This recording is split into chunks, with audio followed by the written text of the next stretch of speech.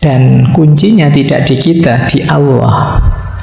Berarti manusia itu kuasanya hanya merencanakan, merancang. Sukses bahagia atau tidak sepenuhnya haknya Allah.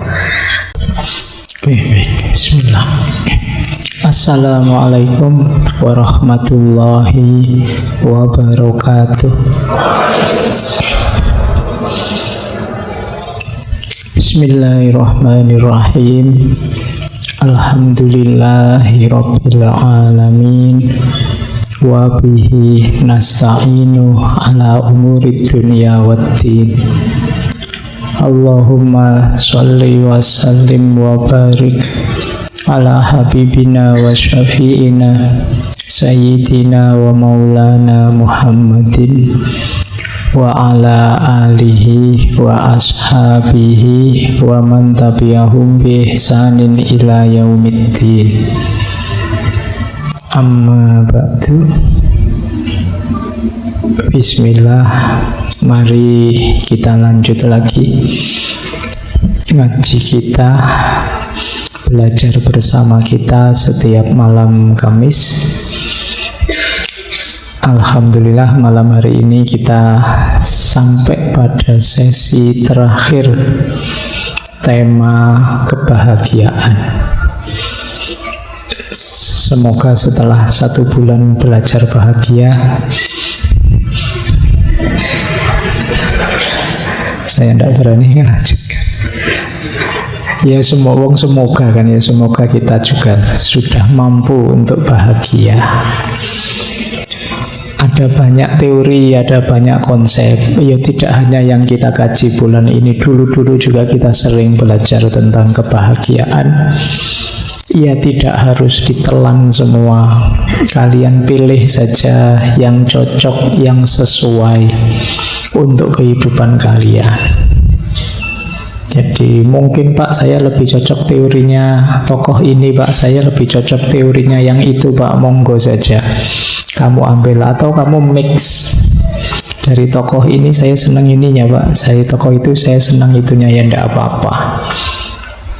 Kalian rancang sendiri kebahagiaanmu. Kalian yang lebih tahu kalian akan bahagia itu dari sudut yang mana, dalam hal apa. Baik, malam hari ini mungkin temanya tidak seberat minggu lalu. Kalau minggu lalu mungkin agak pening ya memahaminya, sangat filosofis. Malam hari ini kita temui saja beliau, kebanggaan kita, tokoh kita, yang juga di beberapa karya beliau mengulas tentang kebahagiaan, yaitu beliau Buya Hamka.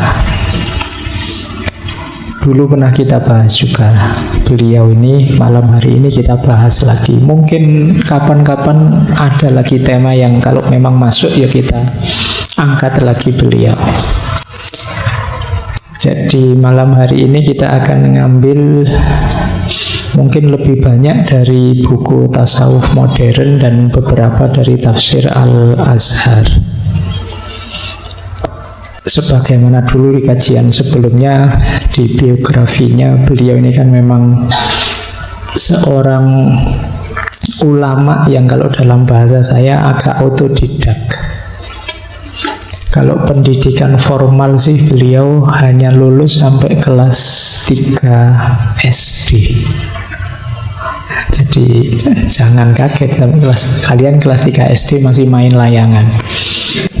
Tapi beliau memang orangnya tekun sampai nanti dapat gelar doktor honoris causa dari Al-Azhar Kairo dan mungkin beberapa universitas yang lain.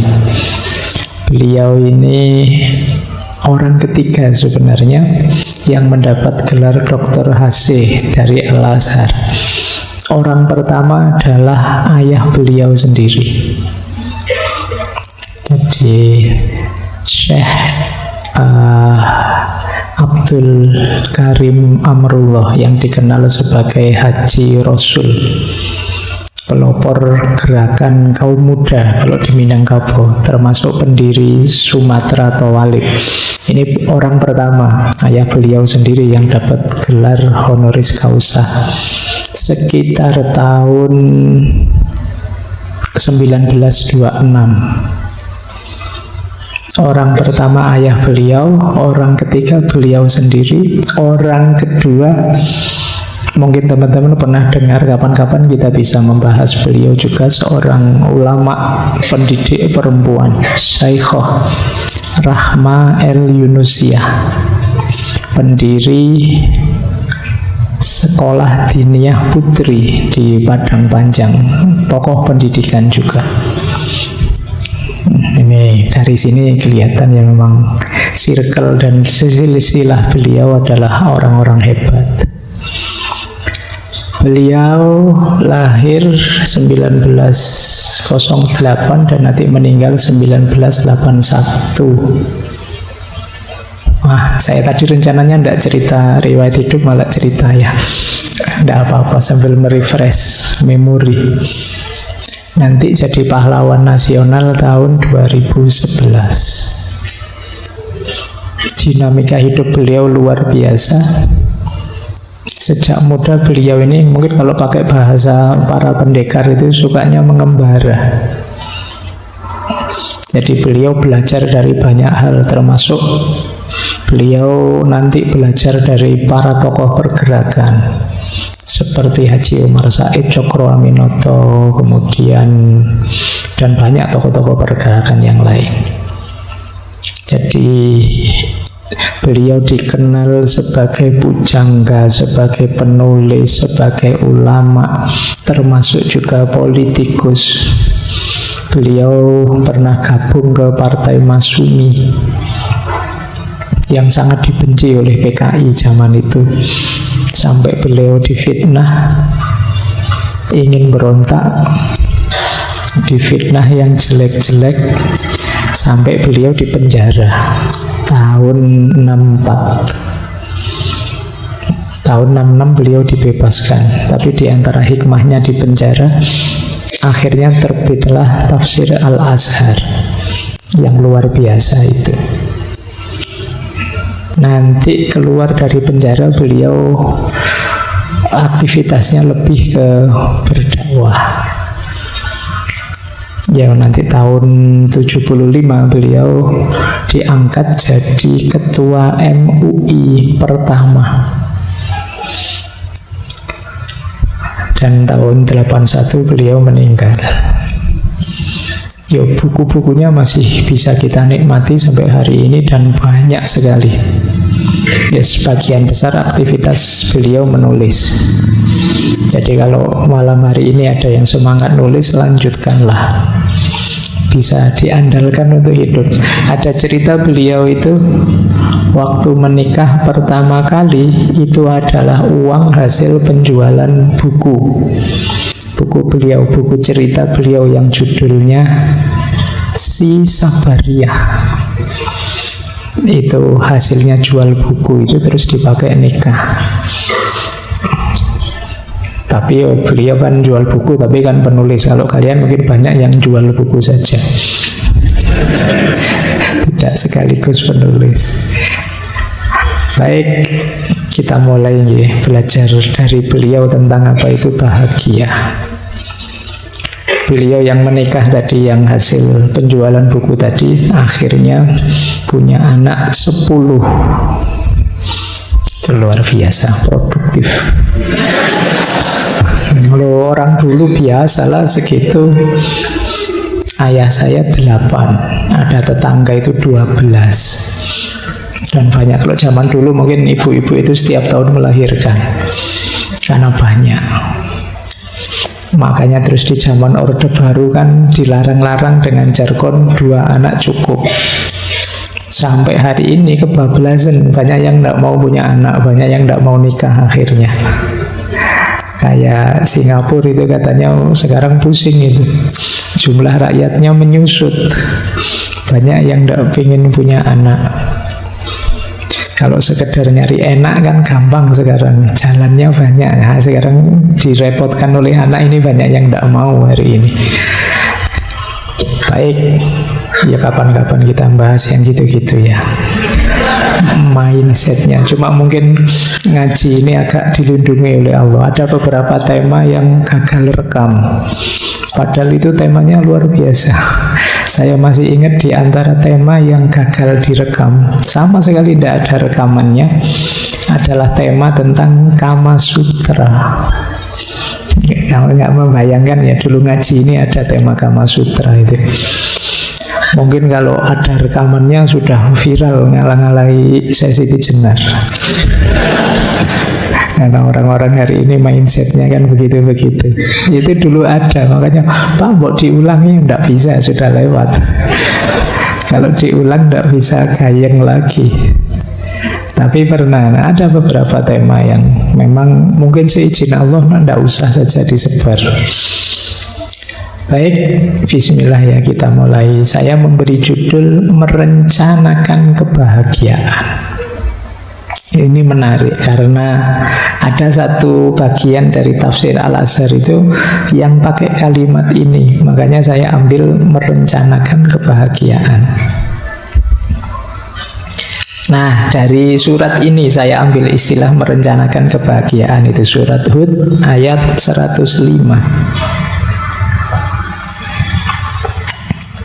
Jadi surat ini, ayat ini artinya nanti di hari kiamat tidak ada orang berbicara, semuanya diam tegang menunggu nasibnya. Faminhum syakiyun wa sa'id, sebagian nanti ternyata celaka, sebagian nanti bahagia. Jadi di situ kemudian Hamka menjelaskan seperti mahasiswa yang menunggu lulusan pengumuman. Itu kan berdebar-debar. Dulu juga, nanti juga begitu di akhirat kita berdebar-debar. Ada yang celaka, ada yang sukses, bahagia.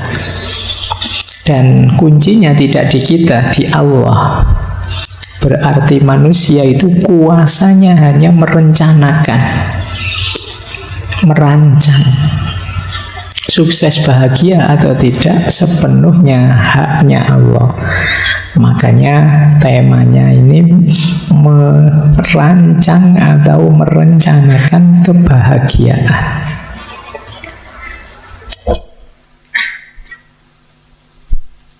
Oke, baik, kita mulai. Nanti kalau teman-teman baca kitabnya Hamka, bukunya Hamka, baik yang tasawuf modern atau kitab-kitab yang lain, akan dapat banyak informasi karena beliau juga bacaannya banyak. Jadi malam hari ini kita akan ketemu tokoh-tokoh, mungkin beberapa yang sudah kita bahas. Kita lihat ya beberapa tokoh yang diulas oleh beliau sebelum nanti mengajukan pandangan beliau sendiri. Misalnya beliau menjelajahi gagasan para filosof Yunani. Dari para filosof Yunani ini beliau melihat ada dua kecenderungan. Yang pertama gaya Plato dan Pythagoras yang cenderung idealistik. Yang kedua gaya Aristoteles yang cenderung realistik. Ini dua gaya. Kalau Plato, Pythagoras, bahagia itu akhlak, kebijaksanaan, menaklukkan nafsu dan lain sebagainya. Kita sering mendengar itu. Kalau ingin bahagia ya menaklukkan diri, tidak dipenjara oleh materi dan lain sebagainya. Sementara kalau di Aristoteles bahagia itu ya sehat, kekayaannya cukup, terhormat, cita-citanya tercapai, hidup dalam kebenaran dan lain sebagainya. Aristoteles realistis, kalau Plato dan kawan-kawan idealistik. Maka oleh Hamka dikritik, ya berarti kontradiksi dong. Yang benar terus yang mana? Ada orang yang gayanya seperti Plato saat mengejar kebahagiaan. Bahagia itu ya rohani saja, jasmani harus dikalahkan. Nah, teman-teman mungkin sering dengar logika tirakat. Jadi mengejar kebahagiaan rohani dengan cara mengorbankan kenyamanan jasmaninya. Dalam dunia mistik, dunia tasawuf tertentu, kita ketemu banyak pandangan yang seperti ini. Sementara kebalikannya, kalau di Aristoteles, ya bahagia itu diawali dari badan, dari jasmani. Jasmani beres, baru rohani bisa tenang, nyaman. Nah, ini menarik, dua hal yang kontradiksi. Menurut Hamka ini harus dicari jalan keluarnya. Tapi ya sampai di sini dulu, nanti beliau punya gagasan banyak. Meskipun nanti bagiannya Plato sedikit diambil, bagiannya Aristoteles sedikit diambil. Itulah mengapa tadi saya bilang ya teman-teman boleh kok setelah menjelajahi banyak gagasan itu milih sendiri versi kita. Mungkin nyemil dari sana apa, dari sini apa yang cocok, relevan dengan hidup kita. Jadi ini kritiknya pada para filosof Yunani. Oke ya, ini dari Yunani. Sekarang dari Barat. Dari Barat, Hamka melihat ada dua aliran. Ada aliran materialis, ada aliran non-materialis. Materialis berarti serba materi. Jadi menurut Hamka, Hamka itu kan teman-teman semoga tidak lupa ya, itu sudah panggilan kehormatan karena itu singkatan dari Haji Abdul Malik Karim Amrullah. Jadi jangan ditambahi, wah menurut Haji Hamka itu sudah ada hajinya, hanya itu. Jadi jangan nanti double. Nah, aliran modern, beliau melihat tokoh misalnya Henrik Ibsen atau Thomas Hardy, yang mereka melihat ya bahagia itu ukurannya materi, kepuasan individu. Ini semacam menertawakan orang-orang yang bikin konsep rumit-rumit tentang kebahagiaan. Hamka di situ mengutip kalimatnya Ibsen. Ibsen bilang begini dalam kutipannya Hamka, mencari bahagia itu hanya menghabiskan umur saja. Ngapain sih capek-capek mencari bahagia? Kenapa disebut menghabiskan umur? Karena jalan untuk menempuhnya itu sangat tertutup. Setiap usaha yang melangkah ke sana senantiasa dihantam mundur.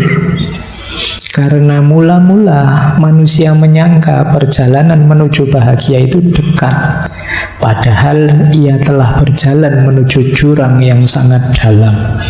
Jadi kata Ibsen, alah, orang-orang yang membahas kebahagiaan itu tidak ada gunanya, absurd, bahkan paradok. Dulu pernah kita belajar tema paling awal filsafat kebijaksanaan, filsafat kebahagiaan, itu kan kita membahas paradoknya orang yang mencari kebahagiaan. Ketika orang mencari kebahagiaan, berarti saat itu dia tidak bahagia. Buktinya dicari. Berarti kalau ingin bahagia apa? Tidak usah dicari. Jadi selama kita mencari ya selama itu pula kita tidak bahagia. Satu-satunya cara untuk bahagia ya sudah, ayo kita nikmati hidup kita sekarang saat ini begini. Kalau istilahnya Ki Ageng Surya Mentaram dulu, saiki ning kene ngene aku gelem. Jadi itu Ki Ageng Surya Mentaram ya, rumusnya 4 kalau ingin hidup bahagia. Saiki, sekarang, ning kene, di sini, ngene, seperti ini, aku gelem, saya mau. Jadi sekarang di sini begini saya mau. Ini rumus bahagia ya, nggak usah dipakai yang aneh-aneh. Nanti kamu ketemu pacarmu saiki ning kene itu rusak kalau kamu rumusnya itu. Ngene aku gelem ngono. Ya nanti pacarmu bilang aku moh. Baik, ini gaya materialis, individualis. Jadi sudahlah, sudah usah rumit-rumit. Pingin bahagia ya duit kan. Nah itu materi itu kan. Ala ujung-ujungnya yang mesti duit. Kalau tidak punya duit ya gimana bisa bahagia. Ini aliran materi. Nanti ada pembahasan khusus oleh Hamka tentang materi dan harta ini. Tapi kita masih menjelajah ini. Terus ada aliran non-materi. Kalau aliran non-materi, non-individu, beliau mengutip misalnya Tolstoy, Bertrand Russell yang kemarin kita bahas, termasuk George Bernard Shaw. Nah, cuma non-materinya bukan berarti spiritual. Non-materinya, orang itu bahagia kalau bisa berbagi dengan sesamanya. Jadi orang itu bisa bahagia kalau dia bisa berkontribusi untuk yang lain. Itulah kebahagiaan yang sejati. Kalau tadi yang aliran materi kan individualistik. Aku yang gembira, aku yang senang. Tapi kalau aliran non-materi ini, aku yang berguna, aku yang berkontribusi. Ya nanti oleh Hamka semuanya dirangkum. Bukan berarti salah sih orang ingin membahagiakan dirinya. Ya benar juga orang bahagia saat berbagi pada yang lain. Tapi kalau hanya itu saja, misalnya yang materi ya hanya materi saja, atau yang kehidupan sosial ya hidup sosial saja, nah itu kurang luas, kurang tepat. Jadi tadi Plato ada benarnya, Aristoteles ada benarnya, Ibsen dan kawan-kawan ada benarnya, Tolstoy dan kawan-kawan juga ada benarnya. Cuma kalau dipotong-potong jadinya kalau bahasa filsafat reduktif. Reduktif itu terus kok harta saja sih? Apa ya hanya itu satu-satunya? Tentunya kan tidak. Kok hanya beramal sosial terus sih? Apa ya hanya itu bahagia? Ya tentunya tidak.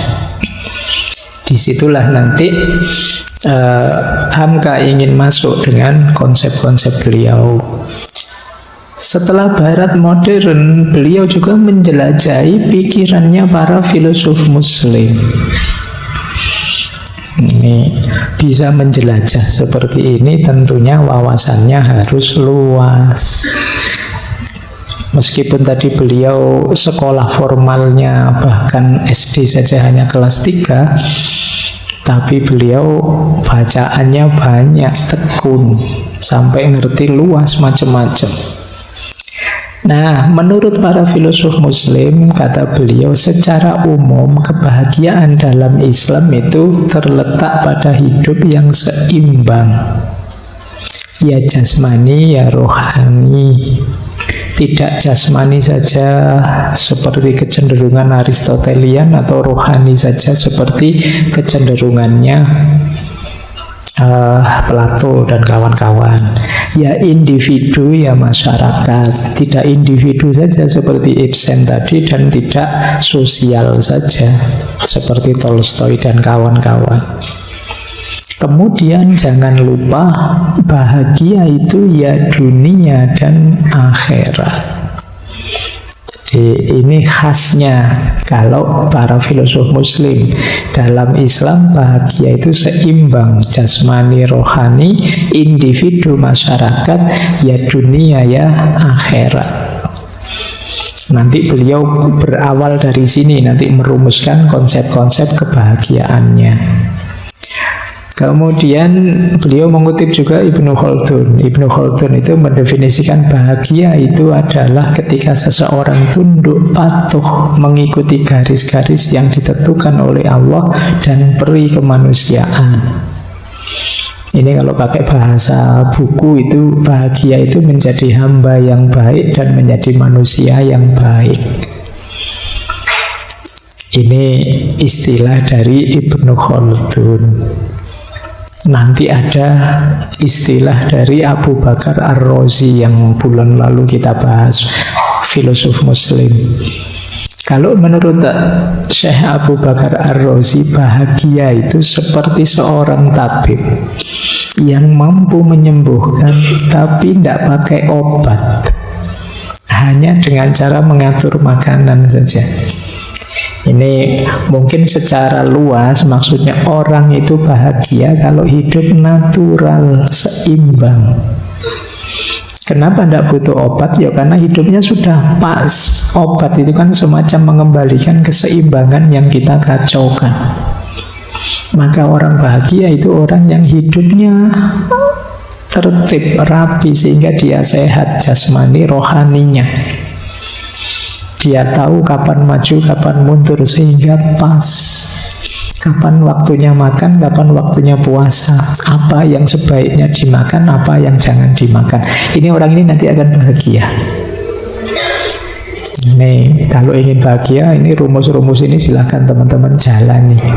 Begitu hidup kita tidak seimbang sedikit, ya nanti akan ada efek titik di mana kita tidak bahagia. Jadi ini pandangan para filosof Muslim yang nanti banyak dikutip oleh Hamka dari filosof Muslim adalah Imam Ghazali dengan Kimyaus Sa'adahnya. Ini dulu pernah kita bahas satu sesi kitab ini. Kitabnya tipis tapi disukai orang karena konsep kebahagiaan yang ditawarkan oleh Imam Ghazali sifatnya tadi lahir batin dunia akhirat. Nah, kalau menurut Imam Ghazali, puncaknya kebahagiaan adalah makrifat. Nah, ini mirip dengan kemarin ya, Thomas Aquinas. Dan memang salah satu tokoh yang beberapa kali dikutip oleh Syekh Thomas Aquinas. Iya, biasa nambah Syekh itu Thomas Aquinas, ada Syekhnya akhirnya.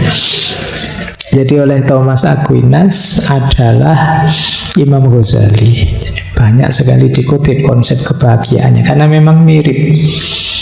Kemarin kan di Thomas Aquinas puncaknya kebahagiaan itu kan beatific vision. Jadi visi keindahan, visi ilahiyah. Ya kalau dalam bahasa Arab itu ma'rifat. Saya tidak mengulang penjelasannya, boleh dicek ngaji minggu lalu atau ngaji dulu waktu kita membahas kimia usada. Tapi memang makrifat itu sangat membahagiakan kalau kita nyampe ke sana. Kita belum merasakan itu, makanya rasanya masih berjarak. Mungkin masih kalah menarik dibandingkan uang banyak, dibandingkan mobil mewah, dibandingkan kuliah sukses, karir lancar, dan lain sebagainya. Mau ndak kamu dianugerahi rumah mewah? Mau, siap. Antara rumah mewah atau makrifat, kau milih mana? Kalian tetap akan milih rumah mewah hari ini karena kamu belum bisa membayangkan seperti apa nikmatnya makrifat.